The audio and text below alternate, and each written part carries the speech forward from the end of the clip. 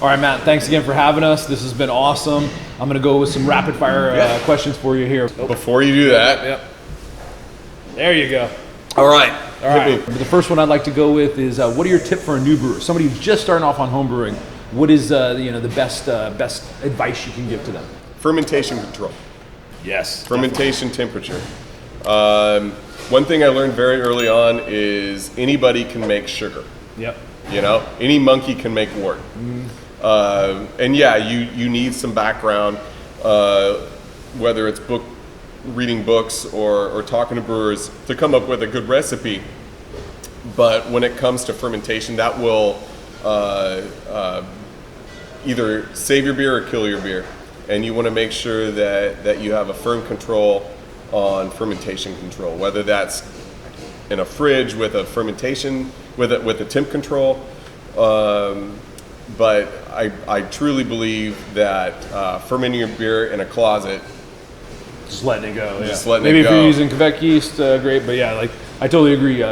Brewers make wort, yeast make beer. So yeah, make sure they're in a happy working environment. Exactly. And to your point, I've always said that brewers are just yeast ranchers. Yep. We just make food for yeast. Yep. The yeast makes the beer. Control is the best. Yeah. All right, next one. I like to refer to this as desert island beer. What is the one style? If you could only drink one style of beer for the rest of your life, what is that? Orval.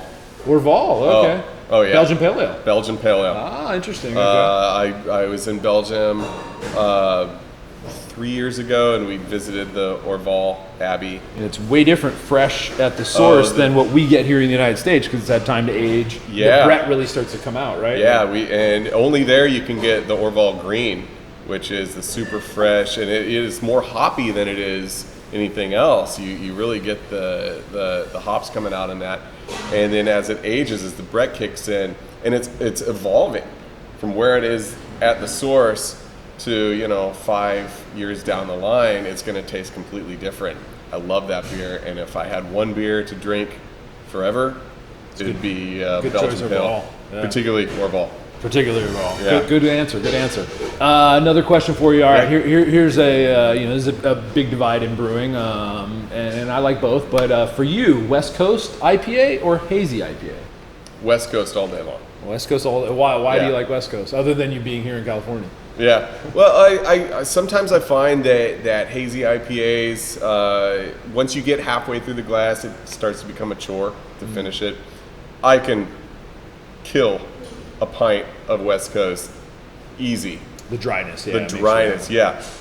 That being said, I've had some really, really good hazy IPAs. We brew some really good hazy IPAs. But it's the dryness, and it's the emphasis on hops. I feel like hazy IPAs is more of an emphasis on yeast character and that juicy, which is great. I like that, and I see why they're so popular. Yeah. Exactly. But yeah, for my palate, I'm drinking a West Coast all day long.